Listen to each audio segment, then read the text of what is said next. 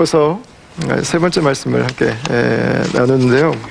제가 안식을 가 있는 동안 정말 다음 교회 홈페이지나 제가 한 번도 안 들어봤어요. 그래서 성재훈 목사님께서 이전에 빌립보서 하셨다고 하는 거를 제가 전혀 몰랐어요.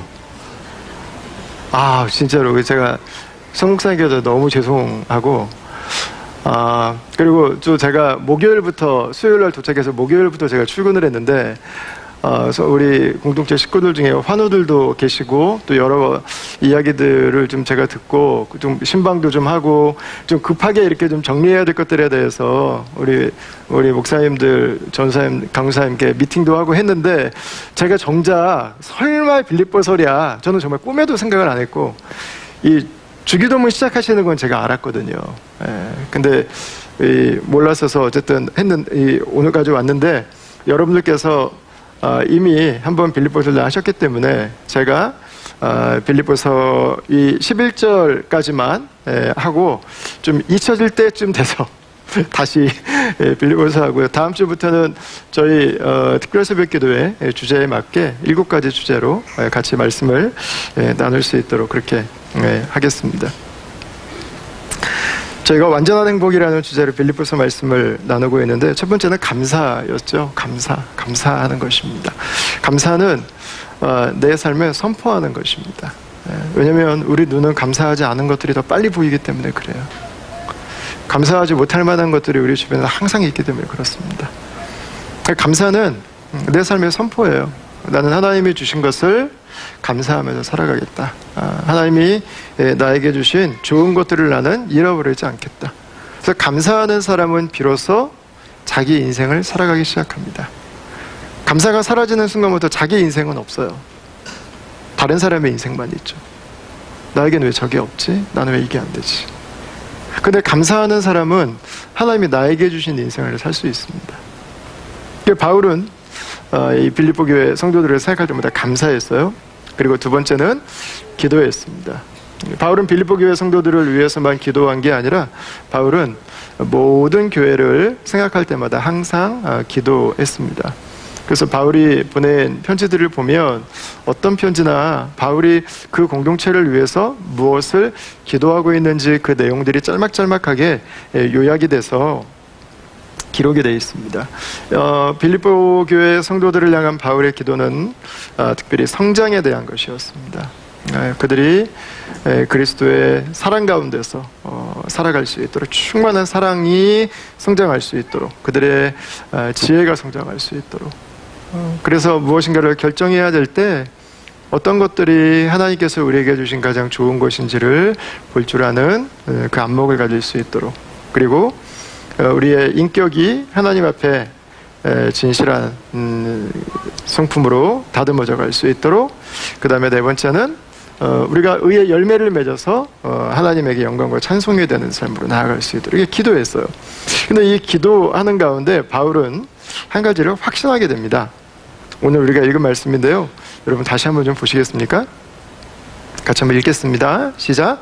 너희 안에 착한 일을 시작하신 이가 그리스도 예수의 날까지 이루실 줄을 우리는 확신하노라. 아멘. 바울은 지금 상황은 달라진 게 하나도 없습니다. 여전히 빌립보 교회는 다투고 있고, 여전히 바울은 감옥에 있습니다. 바울의 상황이, 이 빌립보 교회들을 향한 실망이 좀 더 나아질 것 같은 전망은 전혀 보이지 않습니다. 그런데 바울은 그 상황에서 놀랍게 기도 가운데서 한 가지를 확신하게 됩니다. 그 확신은 문제가 많은 상황이고 여전히 관계에는 걸림돌이 존재하고 있지만 하나님께서 역사를 시작하셨기 때문에 하나님께서 반드시 열매를 맺으실 것이라고 하는 바로 그 확신이었습니다. 하나님께서 시작하셨으면 소망할 수 있습니다. 하나님께서 시작하셨으면 하나님은 마무리하시는 분입니다. 그래서 바울은 그 확신을 가지고 있어요. 확신. 자, 우리 안에 무엇을 확신하고 있는가가 중요하죠. 바울은 이 6절 앞부분에 이렇게 기록을 하고 있어요. 너희 속에 착한 일을 시작하신 이가 있다는 것입니다. 바울의 확신의 근거는 우리 안에 착한 일을 시작하신 분이셨습니다. 하나님이 시작하시면 확신해도 됩니다. 네. 하나님이 시작하셨다면 의심하지 않으셔도 됩니다. 하나님이 시작하셨다면 소망을 가지셔도 돼요. 하나님은 우리 안에 착한 일을 시작하시는 분입니다. 감사하죠. 하나님이 그분의 일하심을 시작하신 것입니다. 하나님의 역사가 전혀 보이지 않는다고 해도 이미 하나님의 역사는 시작됐습니다. 왜요? 내가 기도하기 시작했거든요. 그래서 기도하는 사람은요, 이 확신을 붙들고 가요. 근데 기도가 끊어지면 확신이 끊어져요. 기도가 멈추면은요, 하나님이 우리에게 주시는 소망과 확신이 바로 일순간에 절망으로 바뀌어버립니다. 하나님이 시작하심을 알게 될 때, 그 새 일을, 착한 일을 시작하신 분이 하나님이신 것을 내가 신뢰할 때, 우리에게는 그 모든 똑같은 환경 가운데서도 하나님의 소망을 붙들게 되는 거죠. 여러분, 중요한 것은 하나님이 시작하신 이 일이 내가 꼭 좋은 일은 아닐 수도 있다고 하는 것입니다. 내가 원하는 일을 하나님이 맞춰주시기 위해서 무엇인가를 시작하시지는 않았을 수도 있다고 하는 것입니다. 때로는 내 계획이나 기대치와 어긋나갈 수도 있습니다. 하나님의 일하심의 가장 최종적인 목적은 하나님의 영광과 찬송이 되는 것입니다. 하나님은 그것을 위해서 그분의 일을 이루어 가시는 것입니다. 왜 하나님께서 하나님의 착한 일을 시작하셨을까요? 그것은 하나님께서 착한 일을 시작하신 그 사람이, 바로 그곳이 완전하지 않다고 하는 것을 의미하는 것입니다. 하나님의 착한 일을 시작하신 곳마다 온전함이 없는 곳이에요. 하나님의 치유와 회복이 필요한 곳입니다. 하나님의 착한 일을 시작하셨다고 하는 것은요, 아무 문제가 없고 완벽하다고 하는 것을 전제하지 않습니다. 오히려 정반대입니다. 하나님의 착한 일을 시작하셨다고 하는 것은 뭔가 온전하지 않은 게 있다는 거예요. 뭔가 하나님의 돌봄이 필요한 부분이 있다는 것입니다. 무엇인가 깨져 있다는 거예요. 우리는 전능하지도 않고 우리는 전지하지도 않습니다. 우리의 가슴은 모든 사람을 품을 만큼, 모든 사람은 고사하고 나 자신도 사랑하기 어려울 만큼, 여러분, 우리는 작은 사람들일 수도 있습니다. 우리는 내 감정조차도 통제하지 못하는 사람들입니다. 내 생각은 계속 바뀌고 내 삶에 일관되지 못한 부분이 있다고 하는 것을 의미하는 거죠. 하나님의 착한 일을 시작하셨다고 하는 출발점은 바로 거기에서부터예요. 바로 그렇기 때문에 하나님의 착한 일이 우리에게 필요한 것입니다. 바로 그렇기 때문에 하나님께서 당신의 역사를 시작하신 것입니다. 하나님은 그들에게 말씀하고 있는 거예요. 그들에게. 나는 확신한다고요. 왜냐하면 하나님이 그 일을 시작하셨기 때문에. 여러분, 저와 여러분들의 소망의 이유가 바로 그 하나님이 되시길 축원합니다. 그러니까 성경은 계속해서 우리에게 이야기를 해요. 너희의 소망을 하나님께 두라고요. 하나님께 두십시오. 구약에서도 여러분들의 소망을 하나님께 두십시오. 우리가 하나님이 아니라면 우리가 다른 것에 소망을 둘 수 있을까요? 예. 이 본문에도 우리가 소망을 둘 수 있는 것이 하나님 외에 두 가지가 더 기록이 되어 있습니다. 첫 번째는 너희들입니다. 너희들에게 우리는 소망을 둘 때가 있습니다. 당신에게 소망을 둡니다. 당신이 나에게 이렇게 해주면 나는 행복하겠다고 이야기합니다. 당신이 이 기대치에 맞아야 나는 즐거울 것이라고 생각을 합니다. 우리 아이들이 내가 원하는 대로, 내가 원하는 방식대로 자라질 때 우리는 만족할 것이라고 이야기를 합니다. 우리는 사람들에게 기대를 가지고 있어요. 이 정도를 해야 되는 거예요. 이 정도 말을 하고 이 정도 기대치를 가지고 행동을 해줘야 된다고 하는 것입니다. 여러분, 그러나 사람은 우리가 소망하지만 언제든지 절망으로 변할 수 있는 가능성이 있는 사람이죠. 그래서 우리가 사람에게 거는 소망은요, 언제든지 절망이 될 수 있는 소망이라고 하는 것을 이해하고 있어야 됩니다. 우리가 보통 이런 얘기를 종종 합니다. 사람은 사랑을 해야 되는 대상이지 믿으면 안 되는 대상이다. 이거 어떻게 생각하시는지 모르겠습니다.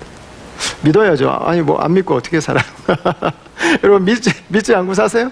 안 믿고 어떻게 살아요? 못 살아요. 안 믿으면. 사람은 사랑하고 동시에 믿어야 돼요. 그런데 우리는 사람에 대해서 한 가지만 믿고 싶어 하죠. 내 기대를 절대 무너뜨리지 않을 거라고 하는 거.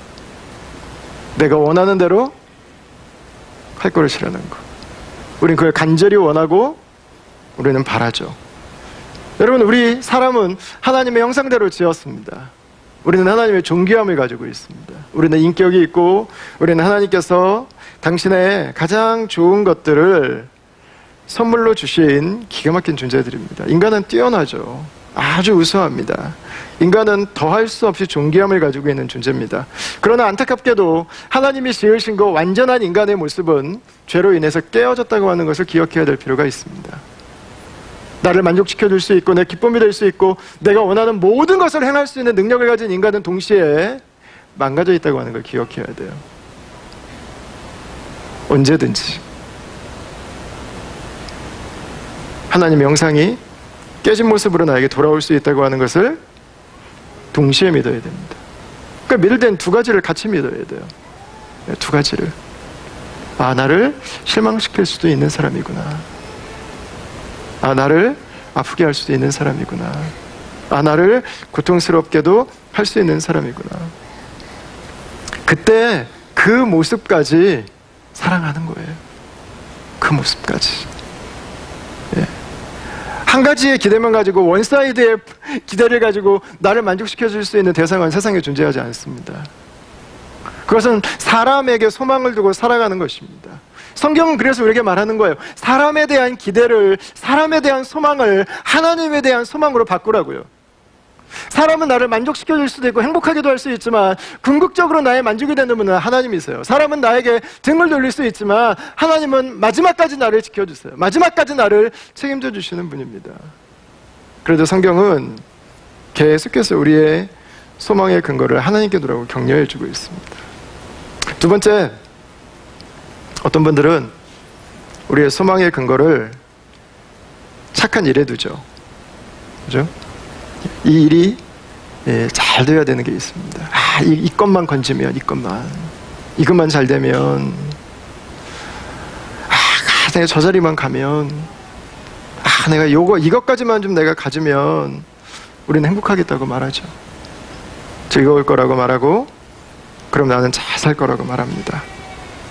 그게 내 삶의 이유가 되죠. 그쪽으로 다그치죠. 그게 목적이 되고 그 일이 내 자존감을 결정해요. 꽤 가끔씩 작은 사업이라도 하시는 분들이 사업이 잘 안 되면 극단의 선택을 하시는 그 이유 중에 하나가 여러분 이 정체성하고 연결이 돼 있어요. 네. 여러분, 그러나 일에는 두 가지가 없다고 하는 것을 저희가 좀 기억해야 될 필요가 있습니다. 첫 번째, 일은 로열티가 없어요. 충성이 없어요. 한순간은 잘 돼요. 막 밀려 들어와요. 와, 이대로만 몇 년만 더 버티면 우리 평생 살겠다. 근데 날아가는 건 순간이에요. 네. 일은 나에게 충성하지 않습니다. 일은 개런티할 수 없습니다. 일에게 충성을 기대하면요, 행복은 멀어집니다. 일이 안 된과 동시에 인생까지 아파지죠. 두 번째, 없는 것은 일에는 인격이 없어요. 네. 그래서 일이 만약에 모든 것이 돼버리면 뒤안길을 이렇게 돌아보면 보이는 게 있습니다. 수없이 깨져 있고 상해 있고 아파하고 있는 관계들이 신음하고 있습니다. 이 일이 모든 것에서 살아갈 때 우리가 겪게 되는, 우리가 경험하게 되는 모습입니다. 이 모든 것이 되면 관계를 다 이용하게 돼요. 그 일을 잘 되게 하기 위해서 일을 위해서 계속 사용을 하게 돼요. 그럼 내 옆에 아무도 남지 않아요. 결국에는.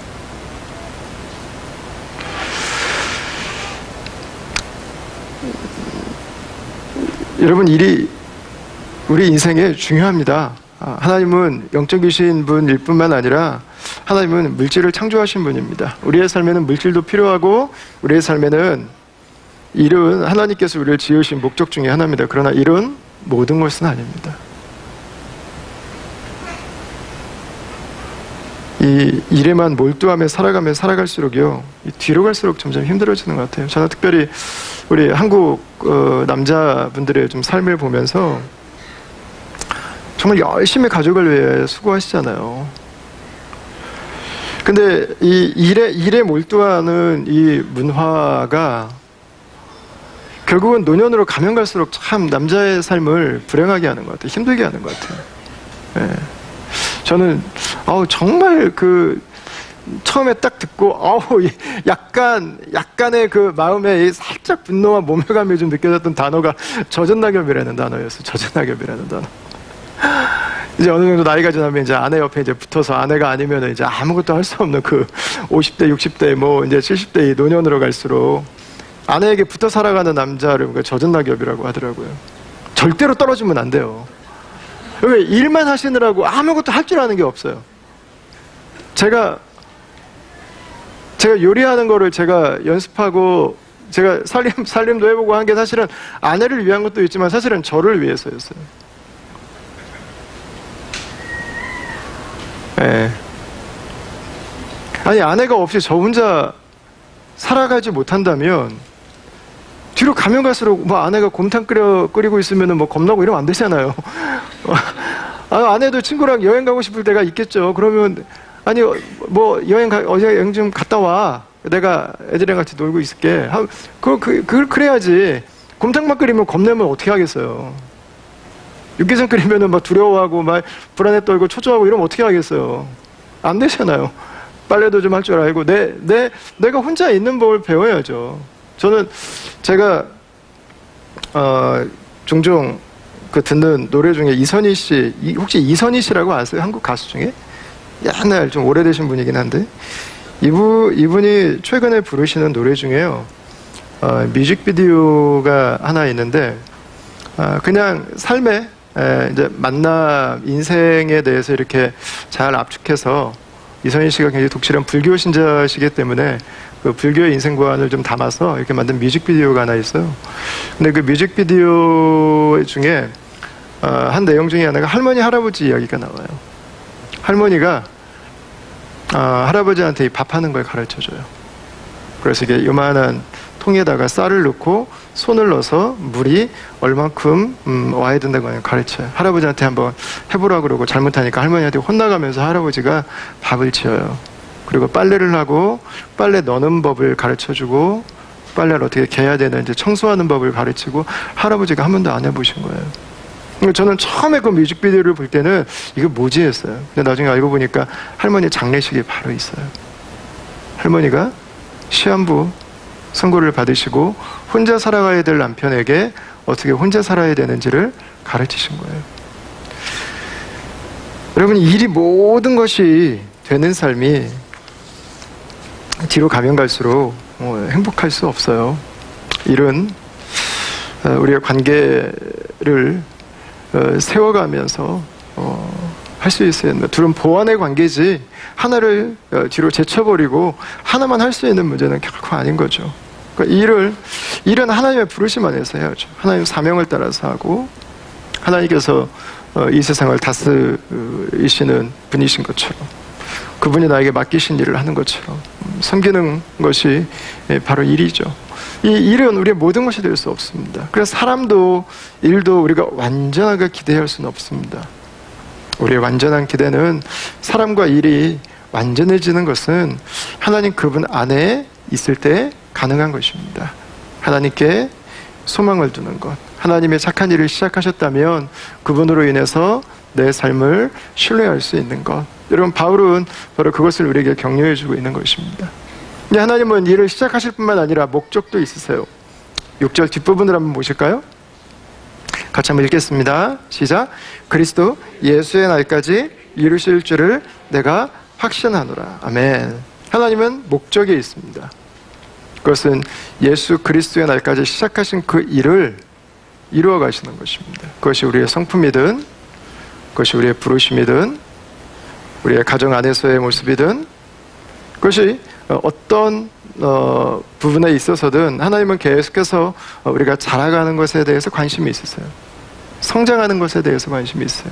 저는 개인적으로 제가 인격적으로 가장 많이 성장을 하게 된 계기는 저는 결혼이라고 생각해요. 결혼. 네. 두 다른 인격체가 만나서 살아가면서 그동안 제가 가지고 있던 패러다임이 완전히 다 깨져서 새로 만들어진 것 같아요. 세상을 이런 식으로 바라보는 사람이 있구나. 이런 걸 이렇게 느낄 수가 있는 거구나. 저는 진짜 단 한 번도 생각도 해보지 못한 거를 다른 관점으로 보게 되더라고요. 여러분, 성장하는 것입니다. 하나님은 우리를 향한 성장의 목표가 있습니다. 그리고 하나님은 그 일들을 이루어 가시는 분입니다. 한 사람이 하나님의 역사가 그 안에서 시작됐다면 하나님은 그 성장을 향해서 계속해서 자라감을 그 사람의 삶 가운데 허락해 주실 거예요. 여러분, 그래서 우리가 하나님께서 일하심을 기대하고 신뢰한다면 우리가 할 필요가 없는 말 중에 하나는 뭐냐면, 왜 그렇게 빨리 안 변화하는 거예요? 왜 이렇게 빨리 안 변하냐? 네. 요즘에 제 아이들이 한참 막 크고 있습니다. 어제 저희 집에서 이렇게 자가지고 이렇게 키를 한번 재보니까 저희 기호가 175 정도 되고 기준이가 이제 엄마 키가 이제 딱 이제 됐더라고요. 저는 막 너무 기쁜 거예요. 막 저를 넘어줬다고 하는 게 막 얼마나 막 고마운지. 이 대한민국 남성 평균 키를 넘어본 적이 없는 제가 이거 막 이 평균 키를 막 넘는 놈이 나오니까 이게 얼마나 막 기쁜지. 제 마음속에 목표가 있어요. 기호 기준이 이 정도까지만 자라주면 좋겠다. 딱 하는 게 제일 멋있는 게 정말 182. 최고인 것 같아요. 남자 182. 그 정도까지만 진짜 커주면 여한이 없겠어요. 이 2차 선도 있는데 178. 이제 여기까지만. 그래도 이제 만족할 수 있는 마지막 선까지 어제는 이제 정해놓고 있긴 한데, 여러분, 그게 제가 뭐 아이들에게 밥 열심히 사주고 이것까지는 되겠지만, 제가 어디까지 할 수 있겠어요, 그거를. 못하죠. 왜 이거밖에 안 컸냐. 다 갖춘다고 될 수 있는 문제가 결코 아니죠. 여러분, 성장과 성숙의 문제는, 재촉해서는 일어날 수 없는 것입니다. 쫓겨서는 될 수 없습니다. 우리 아이들이 자라는 모습을 보면 우리는 잘 알죠. 아기에게 너 왜 이렇게 빨리 안 걷냐고 말하는 부모는 없습니다. 기어주는 것 자체가 고맙죠. 일어나는 게 감사한 거고요. 시간이 필요합니다. 때가 되어야 됩니다. 그것을 인위적으로 빨리 하기 위해서 호르몬 제제를 사용하기 시작하고 나중에 부작용이 더 커져요.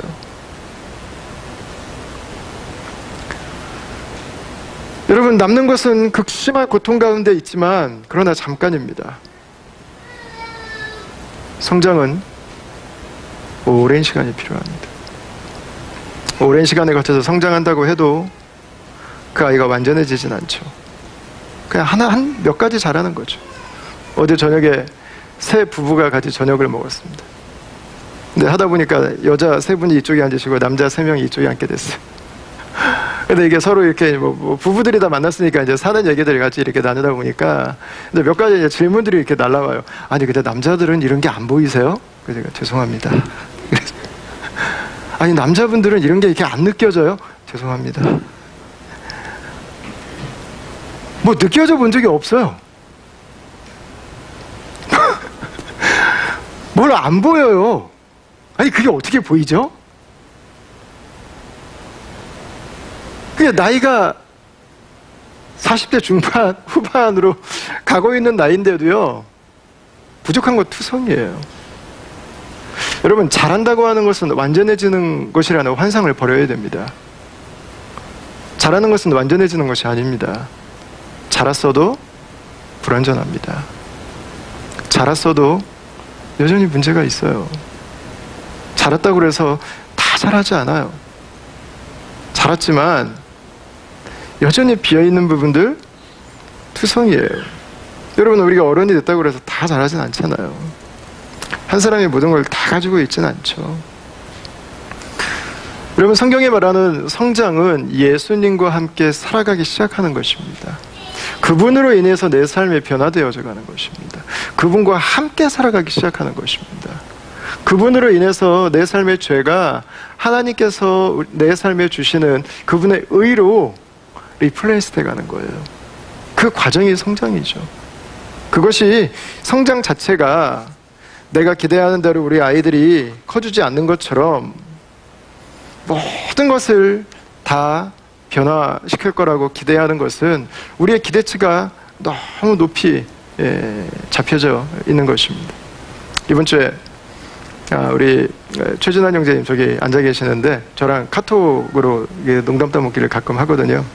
우리 최진환 형제님이 저에게 카톡을 보내주셨어요. 제가 소개해도 되죠? 괜찮죠? 예. 목사님, 구약을 다 읽었습니다. 책거리 안 해주시나요? 크크. 예. 농담입니다. 그래서 책거리를 하기로 했습니다. 같이 삼겹살 파티로. 이번에 구약은 죽기 살기로 읽었거든요. 잠시도 저를 쉬게 하지 않고 계속 하나님 안에 있으려고요. 그래서 양육도 말씀드렸듯이 좀 피하고 싶은 마음이 전에 있었는데 오늘 문득 신학은 좀 천천히 진중하게 읽어야겠다는 생각이 들어서 양육이 어찌 되는지 알고 싶어서요. 목사님께서 생각해봐 주신다고 해서 일단은 기다리고 있었거든요. 양육 공부 열심히 해보려고요. 아침 내내 찬송 들으면서 은혜 안에서 울기만 하다가 문득 든 생각이에요.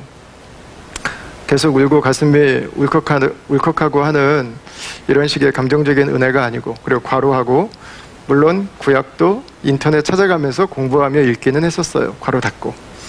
이제 가슴에 하나님 담고서 항상 함께 계심을, 산성같이 든든한 담이 되어주심을 믿고 있는 것이 제 자신이 추후에 의심도 없음을 자신하기에 조금 더 지혜를 머리에 넣는 것에 집중해야겠다는 생각이에요. 이제 울면서 매달리는 것은 조금 자제해도 될 것 같아요. 구약을 읽으며 우리 여동생이신 우리 최영인 집사님이랑 매일 말씀 나누고 글 쓰고 하면서 많이 단단해지고 믿음의 강도가 튼튼해진 것 같아요. 괄호 여시고 제 입으로 말하기는 뭐하지만 크크 하셨어요. 마지막 괄호 닫고 하나님 이끄시는 대로 해보려고요. 이렇게 써주셨어요. 우리가 은혜 받으면은 계절이 있어요. 그죠?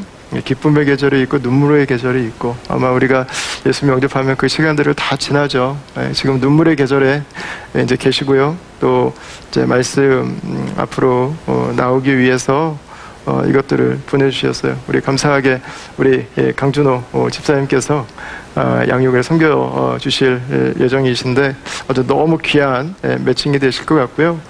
여러분, 이렇게 귀한 마음으로 양육을 시작합니다. 그러나 이 양육을 시작하는 것 자체가 우리 최준환 형제님께서 완전해질 것이라고 기대하는 사람은 아무도 없습니다.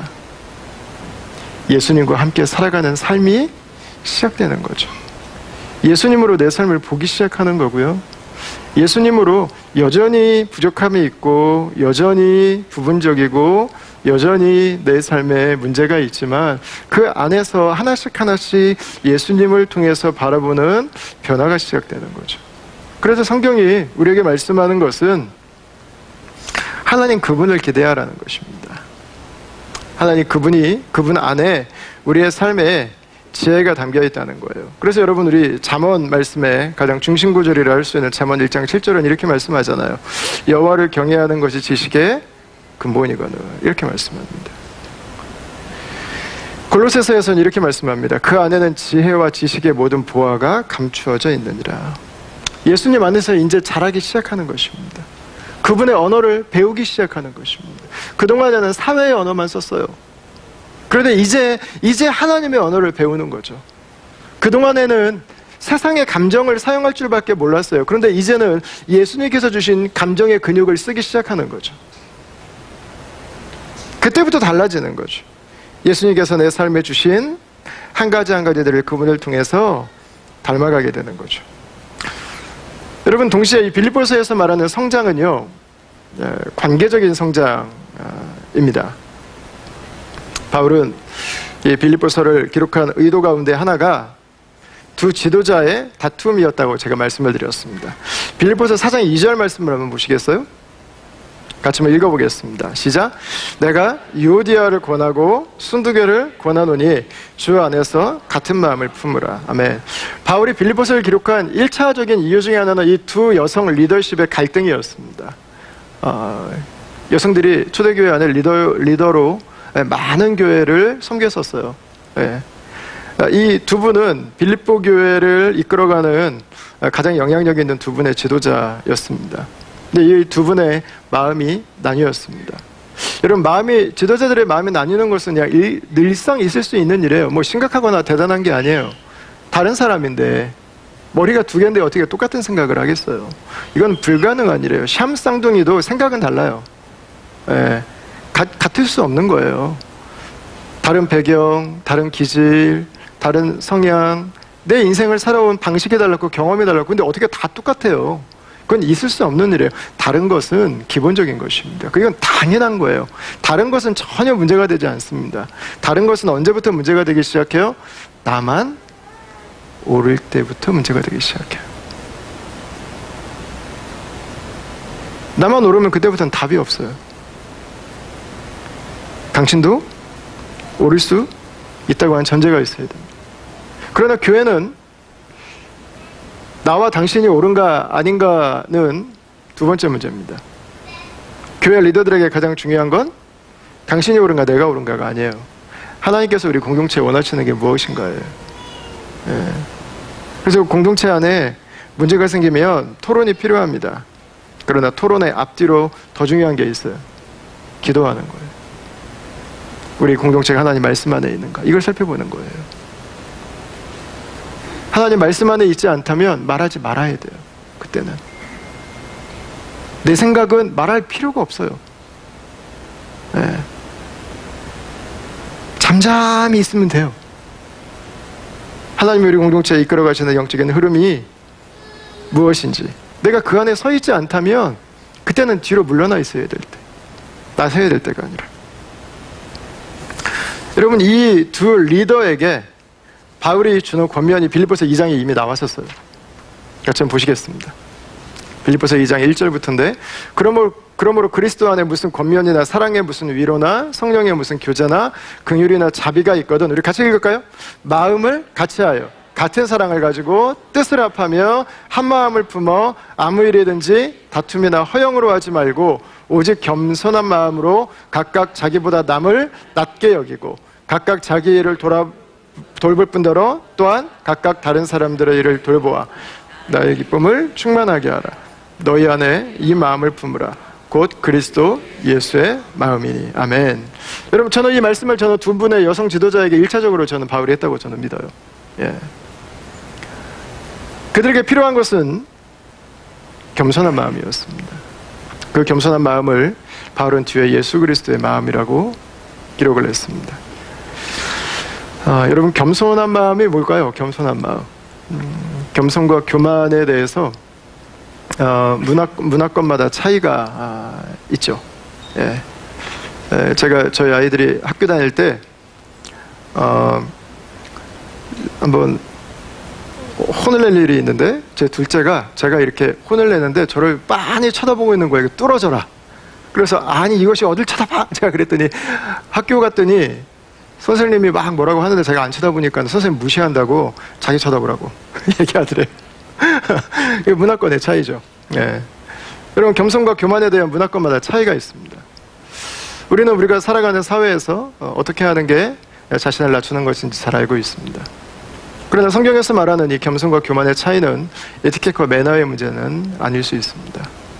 왜냐하면 내가 다른 사람들에게 겉으로 드러내는 말과 행동이 내 속의 마음과 다를 수 있기 때문에 그렇습니다. 성경에서 말하는 겸손의 기준은 한 가지입니다. 내가 예수님 안에 있는가라는 것입니다. 예수님께서 지금 나의 주인 되시는가? 이게 겸손의 중심이에요. 겸손의 중심. 내가 겉으로 허리를 숙이는 것처럼 나의 내면에서도 허리를 숙이고 있는가? 내가 겉으로 그분을 존중하는 표현을 하는 것처럼 실제로 나의 내면에서도 그분을 존중하고 있는가? 그러니까 겸손과 교만의 성경적인 데피니션은요, 주님이 계시는 거예요. 주님이 계시는가?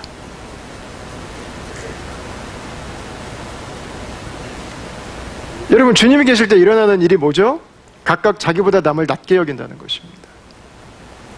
여러분, 어떻게 우리가 다른 사람을 나보다 더 낮게 여길 수 있습니까? 더 리스펙트할 수 있겠습니까? 주님이 주신 사람이라고 하는 걸 인정할 때예요.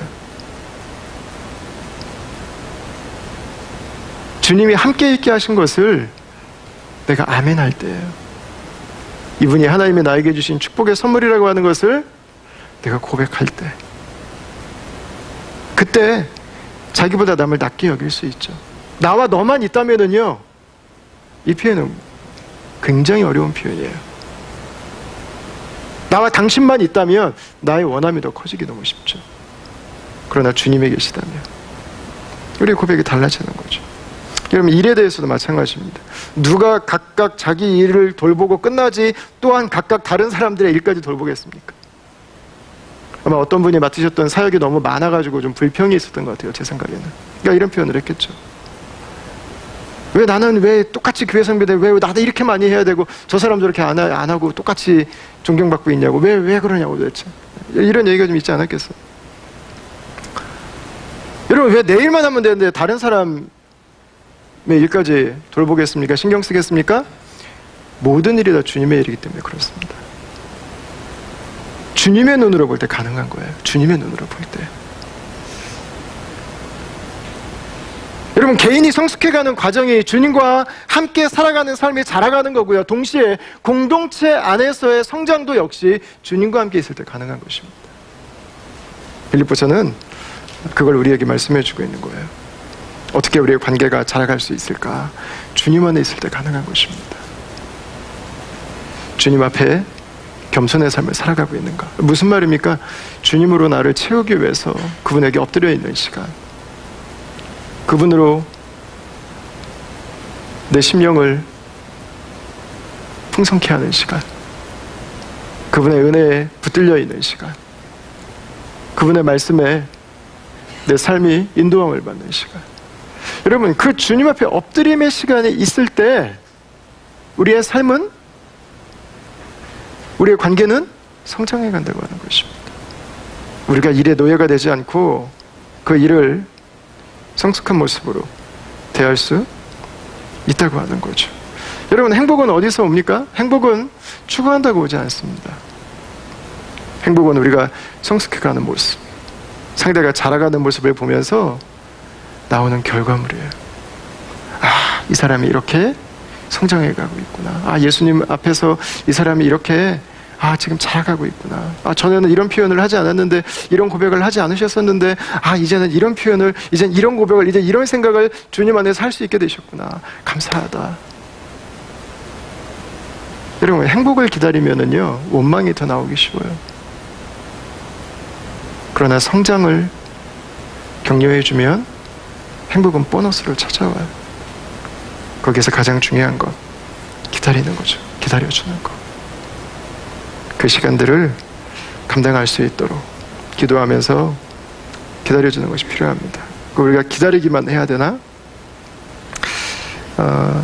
몇 가지, 기다림에 대해서 3가지 정도만 짧게 팁을 좀 나눴으면 좋겠어요.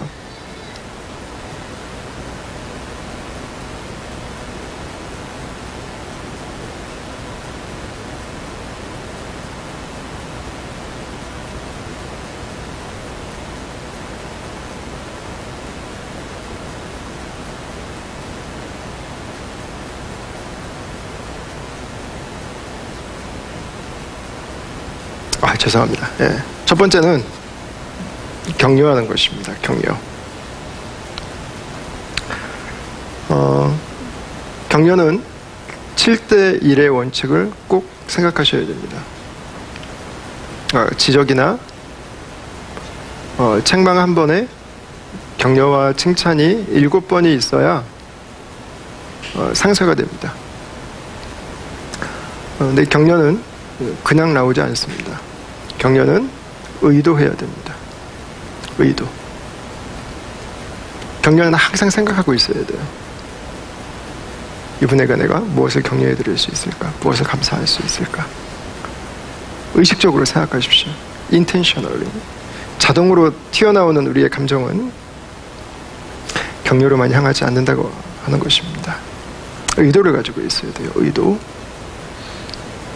우리가 다 누구를 좋아합니까? 결국에는 격려해주는 사람을 좋아해요. 결국은 그 사람에게 가요. 네.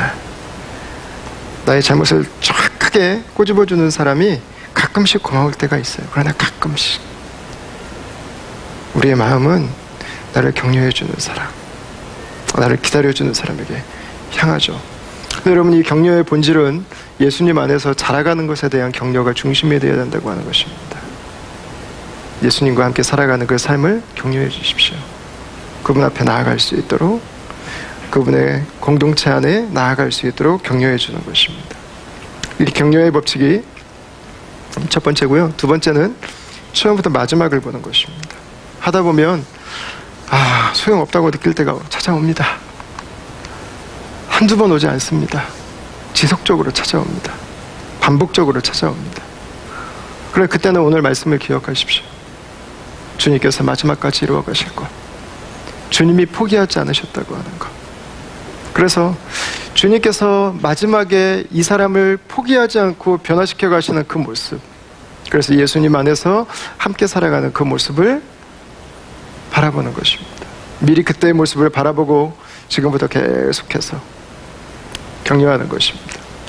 저는 특별히 이것과 관계해서 저희 공동체가 좀 개인적인 관계를 넘어서서요, 좀 거시적으로 좀 섬겨야 될 부분을 여러분들하고 같이 좀 나누고 싶습니다. 그것은 다음 세대 목회자들을 섬기는 것입니다. 저희가 재작년에 저희 라이카트에서 목사님, 전사님들 12가정을 모시고 한번 진행을 했었어요. 올해도 10월 초에 진행을 해요. 저는 전에 제가 섬기던 교회에서 목회자 컨퍼런스를 10회 동안 하는 것을 봤습니다. 그때 성도들께서 하시는 많은 우려를 들었어요. 직접 들었습니다. 가장 많은 것 중에 하나는, 목사님 이렇게 많은 돈을 들이고 이렇게 많은 수고를 해서 섬기는데 목회자들이 안 변한다는 거예요. 그러나 여러분, 그렇지 않습니다. 제가 만나본 많은 목사님들은 결코 그렇지 않아요. 그 시간만을 기다리는 분들도 계시고요. 그 시간의 인풋이, 격려가 사역에 굉장한 양분이 되는 분들이 오히려 많습니다. 저는 더 중요한 포인트가, 저는 다음 세대 목회자들을 섬기는 것에 관심이 있습니다. 앞으로 우리들의 자녀들의 이야기입니다. 우리들의 자녀들이 앞으로 어떤 목회자들에게 돌봄을 받고 어떤 목회자들을 통해서 하나님 말씀을 배우고 그 자녀들이 어떻게 주님의 교회를 이루고 살아갈 것인가에 대한 고민입니다. 제가 이번 주 중에 저 노던비치에 있는 한 호주 목사님, 호주 침례교회에서 굉장히 영향력 있는 목사님이 있어요. 그분 설교를 하나 듣고 제가 너무 놀랐어요. 가볍게 이 얘기를 하시진 않았을 텐데 호주교회에 대해서 표현을 하시면서 이런 이야기를 하셨어요. 호주교회는 앞으로 1세기 안에, 그러니까 우리가 살아가고 있는 21세기를 말하는 것입니다. 21세기 안에 호주 안에는 이벤젤리즘이 사라져버린다는 거예요. 전도가 없어진다는 거예요. 이제는 교회가 운동력과 생명력을 완전히 상실해버릴, 지금 그곳을 향해서 지금 호주교회가 가고 있다는 거예요. 여러분, 호주는 지금 포스트 크리스천덤이라고 하는 후기 기독교 사회입니다. 저는 앞으로 다음 세대 목회자들이 목회해야 되는 환경은 사도 바울이 로마의 교회를 개척할 때보다 저는 더 힘들 거라고 생각해요. 왜냐하면 그때는 교회가 없었어요. 영원한 소망이 뭔지를 몰랐어요. 근데 호주 사람들은 자신들이 경험했던 그 오랜 유럽의 중세의 경험으로부터 하나님은 없다고 스스로 판단하기 시작했어요. 그 문화 안에서, 그 사회 안에서 목회자가 되고 교회를 섬긴다고 하는 것은요, 여러분, 더 많은 지원이 필요해요. 그러니까 이전 세대의 헌신과 열심과 준비로는 안 돼요. 이제 보니까 정말 잘 준비돼야 돼요. 좋은 격려가 필요하고, 이분들이 다음 세대 목회자들을 위해서 다음 세대 목회자들로 잘 자라서 우리 자녀들이 건강한 하나님의 말씀 안에서 성장할 수 있도록, 자라갈 수 있도록, 응원해 줄 수 있도록 이분들을 지금 세워야 돼요. 지금 우리 교회가 크지도 않은데 이 일을 해야 됩니까? 누군가는 반드시 해야 돼요. 근데 감사한 것은요, 저희 교회가 이 일을 하는 걸 아시고 주변의 지역교회 목사님 몇 분께서 어느 날 저를 만나자고 연락을 해주셨어요. 그래서 갔더니 같이 하자고 말씀해 주셨어요. 그래서 우리 중앙장로교회는 재정 지원을 해주셨어요. 그리고 새순교회는 이번에 새순 수양관을 아예 2박 3일 동안 저희한테 도네이션 해주셨어요. 그때 목회자들 와서 같이 그냥 사용하라고 같이 해주시는 거예요. 같이. 저희만 하지 않고 이제는 내 교회가 돌아가면서 할 거예요. 올해는 저희 교회가 하고요. 내년에는 중앙장로교회가 섬기실 거예요. 그 다음 해에는 또 다른 교회가. 그래서 지금 네 교회가 지금 같이 일을 하기로 했어요. 한 교회가 할 수 있는 일이 아니에요. 호주의 미래를 준비하는 일이기 때문에. 그래서 목사님들하고 이름도 하나 가칭으로 만들었어요. 시드니의 미래를 준비하는 목회자 모임. 다음 세대를 향한 준비 지금 해야 돼요. 여러분 자녀들 열심히 고민해서 다 사립학교 보내고 열심히 고민해서 다 좋은 대학 보내고 좋은 취업 갖고 영적 지도자 없으면 어떻게 할 거예요? 그 미래를 지금부터 준비해야 돼요. 지금부터. 우리도 아이 키우는데 힘든데 아니요. 지금 해야 돼요. 그래서 저희가 한 2주 정도 있다가 여기에는 재정도 필요해요. 그리고 오신 분들 선물도 좀 드리고 그리고 여러분들의 시간, 여러분들의 은사 모든 걸 가지고 섬길 수 있어요. 한 2주 있다가 어떤 부분으로 함께 참여할 수 있는지 여러분들에게 안내해 드리도록 하겠습니다. 여러분 함께 마음으로 기도하시면서 준비해 주시면 좋겠어요. 지금에서 뭐 별로 열매가 없는데요. 아니요. 끝을 봐야 돼요. 끝을. 뒤를 보고 준비해야 돼요. 마지막 가장 중요한 것 끝까지 하는 것입니다. 쉬지 않고 하는 것. 마지막까지 하는 것. 가장 중요합니다. 마지막까지 옆에 있어주는 것. 그게 가장 큰 힘이죠. 마지막까지 끝까지 내가 기대하는 것들이 당장 눈앞에 나오지 않아도 포기하지 않는 것입니다.